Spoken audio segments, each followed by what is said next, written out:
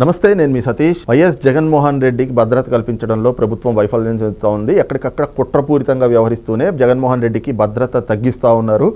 మొన్న జరిగినటువంటి రాప్తాడులో helicopter damaging ఘటన దీనికి నిదర్శనంగా కనిపిస్తూ ఉంది. మరి ఏదైతే గనక ప్రభుత్వం కనీసం భద్రత కల్పించకుండా జగన్మోహన్ రెడ్డికి పట్ల వ్యవహరిస్తున్నటువంటి తీరుతోటి వైసీపీ శ్రేణుల్లో కూడా ఒక భయం నెలకొని ఉంది.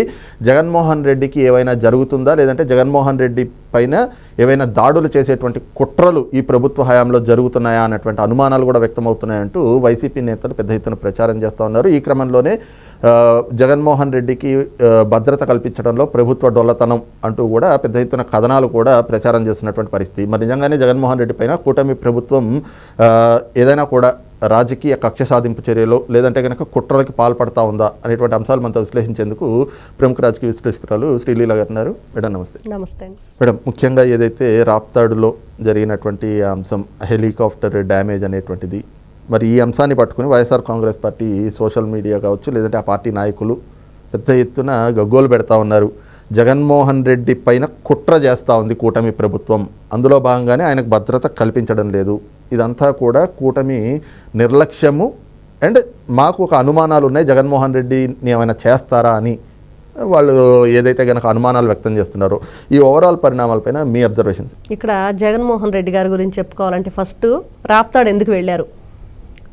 అతనికి శవాన్ని చూస్తే చాలు నవ్వు వస్తుంది. నేను చూసాం ఆ కింద కూర్చొని నవ్వుతూ వాళ్ళతో మాట్లాడుతూ చాలా కామెడీగా అనిపిస్తుంది. ఎందుకు ఈయన ప్రవర్తన? అధికారంలో ఉన్నప్పుడేమో అసలు పట్టించుకోని పరిస్థితి, అధికారం ఇప్పుడు లేకపోయినాకేమో అందరి ప్రజల్లోకి వచ్చేసి నాకు సెక్యూరిటీ కావాలి, నాకు సెక్యూరిటీ సరిగ్గా ఇవ్వట్లేదు అని చెప్పేసి ఇలా మాట్లాడుతున్నారు. అతనిది ద్వంద్వ వైఖరి, ప్రతి విషయంలో కూడా అతనిది అలానే ఉంటుంది. ఒకవైపు ఏదో చెప్తారని చూస్తారు, ఇంకోవైపు ఇంకో విధంగా మాట్లాడతారు. అలా చూసుకుంటే నిన్న రాప్తాడు ఏదైతే హెలికాప్టర్ డ్యామేజ్ అయింది అనే ఆరోపణలు చేస్తున్నారు వీళ్ళంతా. నిజంగా ప్రజలందరూ కూడా ఈ రోజున చూస్తూ ఉన్నారు అక్కడ ఏం జరిగింది అంటే. వీళ్ళ నాయకులందరూ కూడా ఆరోపిస్తున్నారు కూటమి ప్రభుత్వం సరైన భద్రత కల్పించలేదు, పోలీసులు ఎవరు కూడా సరిగ్గా పట్టించుకునే పరిస్థితి, అందుకే వీళ్ళు వచ్చేసి హెలికాప్టర్ను ధ్వంసం చేశారు, పైలట్ బ్యాగ్ కూడా ఎత్తుకొని వెళ్ళిపోయారు అనేది వీళ్ళు విపరీతంగా దాని గురించి ట్రోల్ చేస్తున్నారు. కానీ ఇంకో విషయం కూడా చెప్తున్నారు, వీళ్ళు డబ్బులు పంచేది కూడా మనకు కనిపిస్తూనే ఉంది. డబ్బులు పంచి తీసుకొచ్చుకున్నారు. మరి ఇటువైపు జగన్మోహన్ రెడ్డి గారిని చూస్తే నిజంగా ఈ రోజున ఇతను హెలికాప్టర్లో ప్రయాణం కేవలం రావటానికి మాత్రమే రాప్తాడు వరకే ఉంది, తిరిగి వెళ్ళటానికి పర్మిషన్ లేదు అని, అంతవరకే అతను తెచ్చుకున్నాడని. మరి తిరిగి వెళ్ళేటప్పుడు బై రోడ్డు వెళతాడని. కానీ వాళ్ళు చెప్పేది ఏంటి? అసలు హెలికాప్టరే ధ్వంసం అయిపోయింది కాబట్టి దాంట్లో వెళ్ళటానికి కుదరదు కాబట్టి బై రోడ్డు వెళ్లాల్సి వచ్చింది, అతను భయపడి ఎక్కలేదు హెలికాప్టర్ అని. మరి అదే పైలట్లు మరి ఎట్లా ఎక్కారు? అదే హెలికాప్టర్ కదా వాళ్ళు కూడా ఎక్కారు.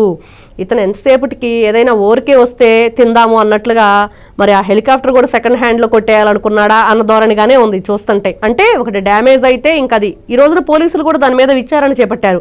అసలు అది ఏ కంపెనీ నుంచి వీళ్ళు లీజు తెచ్చుకున్నారు, రెంట్కి అది ఏ ఒప్పందం చేసుకున్నారు, మరి తిరిగి వెళ్ళటానికి కూడా దానికి పర్మిషన్ తీసుకున్నారా, ఇవన్నీ కూడా చూసుకున్నారు. మరి దానికి సంబంధించిన వివరాలన్నీ కూడా దాని మీద విచారణ చేపట్టారు. సత్యసాయి జిల్లాకు చెందిన సిఐ గారు వాళ్ళందరూ ఉన్నారు. మరి జగన్మోహన్ రెడ్డి గారి వైఖరి ఎలా ఉందంటే, ఏదైనా ఊరికి వచ్చేస్తే మాత్రం దాన్ని కొట్టేద్దాము, ఫ్రీగా వస్తే చాలు. మన సినిమాలో డైలాగులు ఉంటాయి, ఎవరే వీరికి ఫ్రీగా వస్తే ఫెనాయిల్ అయినా తాగుతాడరా అన్నట్లుగా. ఇతనికి ఏదైనా డబ్బు ఖర్చు పెట్టే విషయం ఉంటే భారతిరెడ్డి గారు ఒప్పుకోరు. డబ్బు ఖర్చు పెట్టకుండా నీకు ఏదైనా సరే దాచుకోవటం అయితే ఎంతైనా తీసుకో, ఏదైనా చెయ్యి అన్న వైఖరిగా ఉంది వీళ్ళ పరిస్థితి ఇప్పుడు.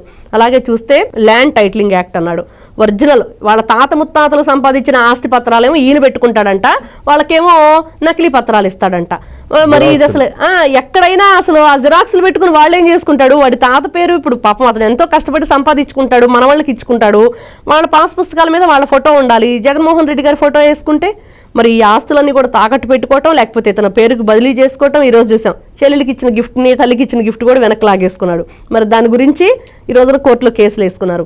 అలానే కామెడీగా నిజంగా ఇతను ఏదైనా ఒక చావుకి వెళ్తే నవ్వుతూ ఉంటాడు, ఏదైనా హాస్పిటల్కి వెళ్తే నవ్వుతూ ఉంటాడు, మరి ఆ చేతులు ఇలా పెట్టేసుకొని నవ్వుతూ మాట్లాడుతూ ఉంటాడు. అక్కడ ఒక ఎలా అంటే ఒక సాడ్ ఆ శాడ్కి వెళ్ళినప్పుడు ఎలా ఉండాలి, గంభీరంగా వాళ్ళకి ఏదైనా మనం సపోర్ట్గా నిలబడాలి, లేకపోతే ఇదిగో మీకు ఇంత అమౌంట్ నేను ఇస్తున్నాను ఇట్లాంటి ఏమి చెప్పడు.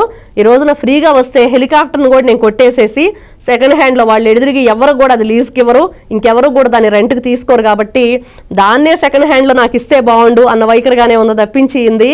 నిజంగా హెలికాప్టర్ డ్యామేజ్ అయిందా, లేకపోతే నిజంగానే పోలీసులు వాళ్ళని సరిగ్గా పట్టించుకోలేదంటే ఇవన్నీ కూడా పిచ్చి వాదనలు, పిచ్చి వైఖరి, పిచ్చి ఆరోపణలు. అంటే 1100 మంది పోలీసులను అక్కడ డిప్లాయ్ చేశామని చెప్పేసి హోంమంత్రి గారు చెప్తా ఉన్నారు.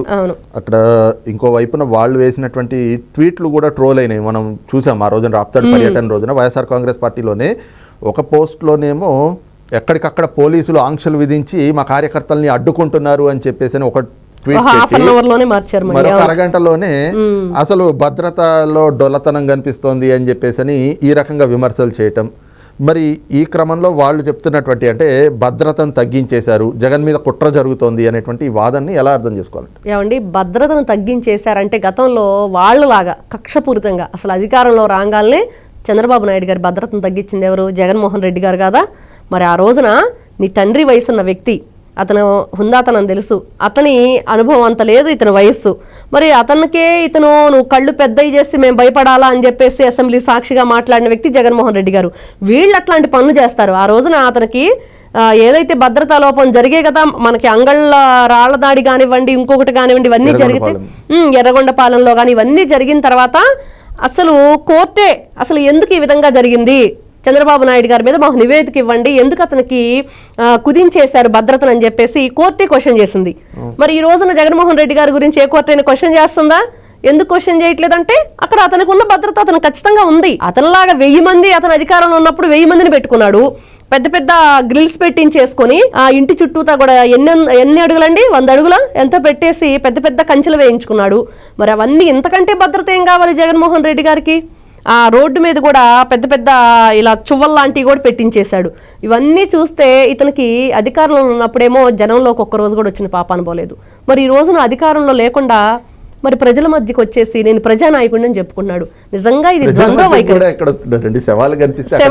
అలానే ఇప్పుడు ఈ శవాలు కనిపిస్తే చాలు, లేకపోతే ఏదన్నా గొడవ చేయాలి. మనం చూసాము మిర్చి రైతుల గురించి, ఇట్లా ఏదో ఒకటి గొడవ చేసే విధంగా, కూటమి ప్రభుత్వం మీద బురద జల్లే విధంగా, ఈ రోజు నాకు భద్రతా లోపం కలిగించారని ఇట్లాంటి అవాకులు చవాకులు మాట్లాడటానికి, లేకపోతే ఇట్లా హెలికాప్టర్ సెకండ్ హ్యాండ్లో కొట్టేసి కామెడీ చేయడానికి తప్పించి జగన్మోహన్ రెడ్డి గారిని చూస్తుంటే నిజంగా ఈరోజు ప్రజానాయకుల్లాగా కానీ, లేకపోతే ప్రజల పక్షాన మాట్లాడే వ్యక్తిగా కానీ ఎక్కడా కనిపించట్లేదు.